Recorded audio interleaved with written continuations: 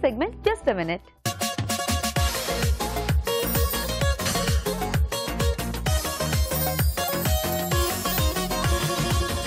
Just minute లో ఏం చేస్తున్నారు రాజు గారు ఇప్పుడు?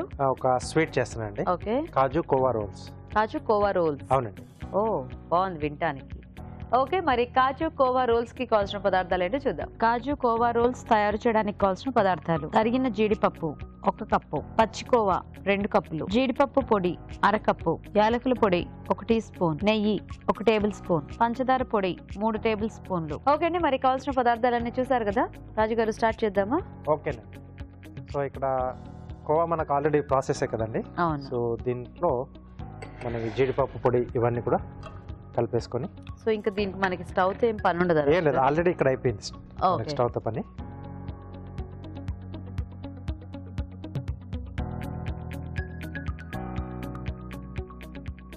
మళ్ళీ ఒకసారి కొంచెం మెత్తగా మెత్తేసుకోవాలి, ఫైన్ గా వచ్చేటట్టుగా. సో ఇది స్వీట్ లెస్ కదా? అవునండి. ఇప్పుడు మనకి దీనికి కావాలంటే స్వీట్ కోవా తీసుకోవచ్చు.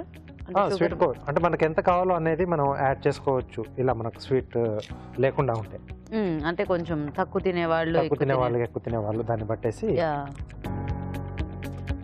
సో దీంట్లోనే జీడిపప్పు పొడి, ఓకే,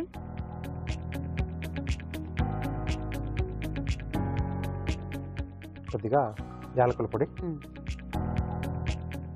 పంచదార పొడి, ఓకే, సరిపడా చూసి ఇట్లా యాడ్ చేసుకోవాలి. కావలిస్తే ఈ పంచదార పొడి మనం రెడీ చేసుకునేప్పుడే 1-2 యాలకులు దాంట్లో వేసేసి కూడా కొట్టేసుకున్నా మొత్తం ఫుల్ గా వచ్చేస్తుంది దానికి. సో ఇదంతా కొంచెం ఫైన్ గా కలిపేసుకోవాలి. ఓకే, సో ఇంకా అదంతా మనం మళ్ళీ తిరిగి ఒక ఉండలా చేసేసుకోవటమే, అంతేనా? అవునండి. ఓకే, సో మీరు అది చేసేస్తుంటారా? మరి మేము చిట్కా చూసేస్తాము. ఓకేనండి. ఓకే అండి, ఇప్పుడు మనం ఒక చిట్కా చూద్దాం.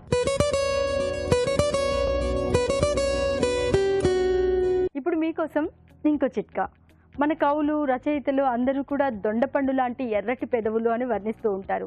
మరి అలా దొండపండు లాంటి ఎర్రటి పెదవులు మన సొంతం అవ్వాలంటే లిప్స్టిక్ వేసుకోవాలి. అది కామన్గా తెలిసిన విషయమే. కానీ సహజ సిద్ధంగానే పెదవులు అలా ఎర్రగా ఉండాలి అంటే రాత్రి పడుకోబోయే ముందు కొద్దిగా కొత్తిమీర రసాన్ని తీసుకుని పెదవుల మీద మృదువుగా మర్దన చేసుకుని పడుకున్నట్లయితే పెదవులు ఎరుపు రంగును సంతరించుకుంటాయి. అలాగే చర్మం కూడా ఎండిపోకుండా ఆరోగ్యంగా ఉంటుంది. ఓకే అండి, చిట్కా చూసారు కదా? ఓకేనా రాజు గారు? ఓకేనండి. సో మొత్తం మళ్ళీ మనకి బ్యాక్ టు నార్మల్ అన్నమాట. సో ఇప్పుడు దీన్ని మనం కొంచెం కొంచెం తీసేసుకొని రోల్స్ లా చుట్టేసుకోండి. ఓకే, సో అయితే ఇది మనం ఎప్పటికప్పుడు చేసుకొని తినేసేలాగా, అంటే ఫ్రిడ్జ్ లో పెట్టుకుంటే 1-2 రోజులు ఉంటుంది. ఫ్రిడ్జ్ లో స్టోర్ చేసుకుంటే నెయ్యి కొంచెం ఇలా చేతిలో పెట్టేసుకుని, చేతో ఇలా అయితే చేతో, లేకపోతే ఇలా రిపీట్ అయిపోయినా కొంచెం స్మూత్ గా రావాలంటే ఏదైనా అలాంటి బేస్ ఉంటే బాగుంటుంది కదా మనకి. ఎస్ అండి. సో కొంచెం ఆ జీడిపప్పు పౌడర్ అన్ని కూడా బాగా మిక్స్ అయిపోయాయి. సో మనం ఇంక ఇందులో ఫ్లేవర్స్ లాగా కూడా చక్కగా యాడ్ చేసుకోవచ్చు. అయితే యాడ్ చేసుకోవచ్చు. ఎప్పుడు కోవాతో స్వీట్ చేసినా నాకు ఆ చాక్లెట్ బర్ఫీ ఒకటి గుర్తొస్తుంది సడన్ గా. ఈజీగా చేసుకోవచ్చు. ఈజీ, ఆ కోకో పౌడర్ ఇందులో మిక్స్ చేసేయచ్చేమో కదా?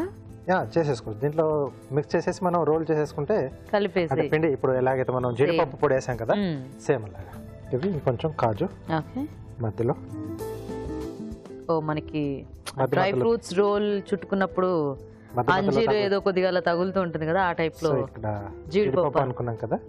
సో దాంట్లో మనకు ఆ ఫ్లేవర్ తెలుస్తూ ఉంటుంది.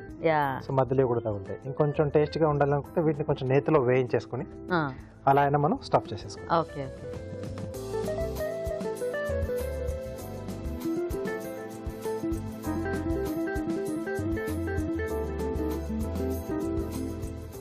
ఓకేనా రాజు గారు? ఓకే అండి.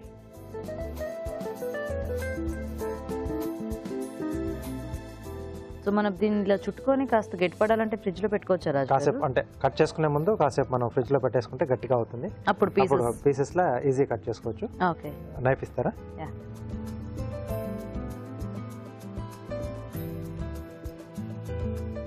ఎందుకంటే కోవా మనం షుగర్ అది కలిపితే కొంచెం సాఫ్ట్ అయిపోతుంది కదా. కొంత మనకి టైం ఉంది అనుకుంటే సర్వ్ చేసుకోవడానికి ఈ రోల్ని ఇలా ఫ్రిడ్జ్ లో పెట్టేసుకుని తర్వాత కట్ చేసుకోవచ్చు. ఓకే, సో ఇలా మనకు మధ్యలో పీసెస్ కి అయితే చక్కగా జీడిపప్పులు బాగా కనిపిస్తాయి. సో కాసేపు మనం ఫ్రిడ్జ్లో పెట్టుకుంటే మనకు నీట్గా వస్తుంది. సో కొంచెం ఎలాగూ ఇంట్లో చేసుకునేటప్పుడు మనకి టైం ఉంటుంది కాబట్టి కాస్త ఫ్రిడ్జ్లో పెట్టేసుకొని గట్టిపడ్డా కట్ చేసుకుంటే మనకి ఈజీగా కట్ అయిపోతుంది. అంటే ఎక్కువ డిస్టర్బ్ అవ్వకుండా షేప్ అది కూడా బాగుంది నీట్గా. లేదనుకుంటే ఇప్పుడు మామూలుగా బిస్కెట్ కట్టర్స్ కూడా వస్తున్నాయి కదండి. సో వాటిలో కూడా కొంచెం అంచులోకి నెయ్యి రాసేసి వాటిలో ఇలా స్టఫ్ చేసి మధ్యలో కొంచెం ఇలా డ్రై ఫ్రూట్స్ అవి పెట్టేసి జస్ట్ ఇలా డిమోల్డ్ చేసేసుకుంటే ఈజీగా ఆ షేప్లో వస్తుంది, మనకి ఫ్లవర్ షేప్లో కానీ స్టార్ షేప్లో కానీ. అది కొంచెం టైం పడుతుంది, అంటే కొంచెం ఓపిక ఉంటే అలా చేసుకోవచ్చు.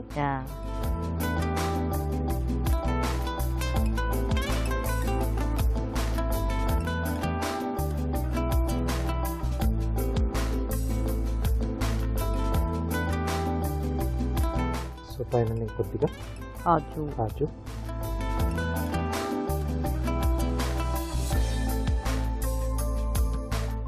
ఎన్ని స్వీట్స్ తిన్నంటే ఆ కోవా టేస్టే మనకి చాలా బాగా అనిపిస్తుంది. Wow, so yummy. So tasty sweet ready అయిపోయిందండి. ఇప్పుడు మనం లేట్ చేయకుండా ఫాస్ట్గా కార్వింగ్ చూసేద్దాం, ఎందుకంటే మేము ఫాస్ట్గా ఈ స్వీట్ తినేయాలి కాబట్టి. సో రాజు గారు ఏం కార్వింగ్ చేస్తున్నారు ఈరోజు? శంకు ఆకారంలో కట్ చేస్తున్నాం. ఓకే,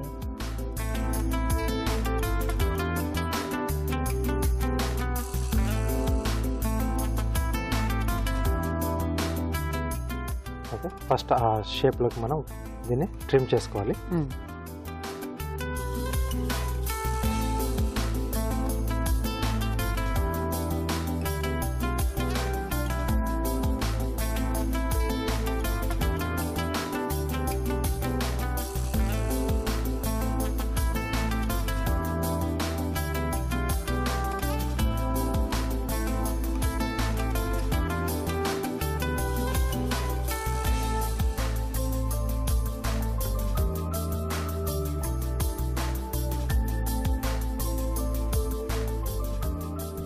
ఓకే, సో తర్వాత దీని సైడ్లోంచి ఎక్కడి నుంచి అయితే మనం ఓపెన్ చేసాము లైన్ పెట్టుకుంది కొంచెం ఇలా పీల్ చేసేసుకోవాలి. ఓకే, సో ఇది కొంచెం ట్రిక్కీయే. సో ఆ షేప్ అది కొంచెం పర్ఫెక్ట్గా రావాలంటే కొంచెం ప్రాక్టీస్ చేస్తే కానీ. అంటే ఏమైనా స్పెషల్ అకేషన్స్లో ఇట్లాంటివి స్పెషల్గా చేసుకోవాలి అనుకుంటే, ఇప్పుడు పూజలు అలా వచ్చినప్పుడు కొద్దిగా ట్రై చేయొచ్చు ఇలాగా.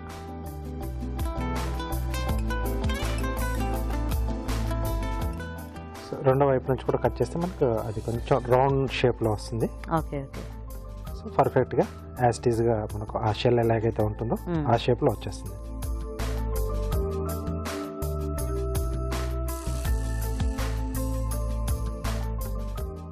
ఓకే, సో అయిపోయింది. Okay, so ready.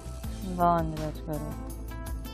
Okay okay, మరి కాజు కోవా రోల్స్ రెడీగా ఉన్నాయి కదా. టేస్ట్ చూసే ముందు తయారీ విధానం ఇంకోసారి చూద్దాం. కాజు కోవా రోల్స్ తయారు చేసే విధానం: ఒక బౌల్లో పచ్చికోవా, జీడిపప్పు పొడి, యాలకుల పొడి, పంచదార పొడి వేసి బాగా కలుపుకోవాలి. ఈ మిశ్రమాన్ని కొంచెం కొంచెం తీసుకుని చేతితో ఒత్తుకొని మధ్యలో తరిగిన జీడిపప్పు మిశ్రమం ఉంచి రోల్స్ లా చుట్టుకోవాలి. అంతే, కాజు కోవా రోల్స్ రెడీ.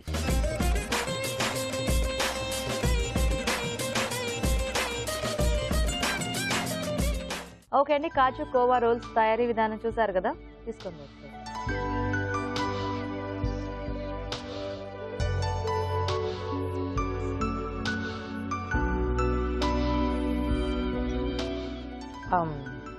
కాజు పౌడర్ వేసుకున్నాం కదా, చాలా బాగా తెలుస్తుంది యాక్చువల్గా. మధ్యలో ఈ ముక్కలు కూడా తగులుతూ. అండ్ మనం అంటే ఇప్పుడే కలిపేసి కట్ చేసుకున్నాం కాబట్టి మనకి ఇది కొంచెం చాలా సాఫ్ట్గా ఉంది.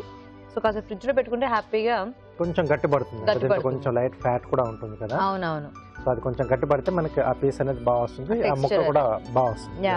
ఎందుకంటే మనం అట్లా ఇప్పుడు సర్వింగ్ పెట్టేసుకున్నా కూడా మనకి బాగుంటుంది. అవునండి, టేస్టీగా ఉంది రాజు గారు. అంటే చాలా సింపుల్ గా చేసుకోవచ్చు, బట్ జస్ట్ ఆ కొంచెం అలా ఏమైనా డ్రై ఫ్రూట్స్ కానీ ఇట్లాంటివి యాడ్ చేయడం వల్ల ఏంటంటే కొంచెం ఎక్స్ట్రా టేస్ట్. ఓకే, మరి చూసారు కదండి, చాలా సింపుల్ స్వీట్. ఏదైనా స్పెషల్ అకేషన్స్లో ఫాస్ట్గా చేసుకోవాలి అనుకుంటే ఇమీడియట్గా ఇలాంటివి మనం ట్రై చేయొచ్చు. మరి మీరు కూడా ట్రై చేయండి. ఇప్పుడు ఒక చిట్కా చూద్దాం.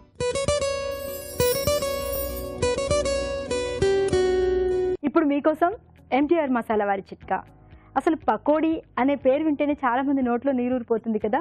బాగా క్రిస్పీగా ఉండే కరకరలాడే పకోడీ చేసుకుని తింటే ఆ టేస్టే అదిరిపోతుంది, ఆ ఫీలింగే చాలా బాగుంటుంది. మరి అలాంటి ఆనియన్ పకోడీ చేసుకోవాలి అంటే ఆనియన్స్ ఫస్ట్ కట్ చేసుకుని ఉప్పులో నానబెట్టుకోవాలి. అంటే బాగా ఉప్పుతో కలిపేసుకుని ఒక 10 నిమిషాల పాటు అలా నానబెట్టుకుని దాని తర్వాత పిండి అన్నీ కలుపుకుని పకోడీ తయారు చేసుకున్నట్లయితే బాగా క్రిస్పీగా టేస్టీగా ఉండే పకోడీ మనం చేసుకోవచ్చు.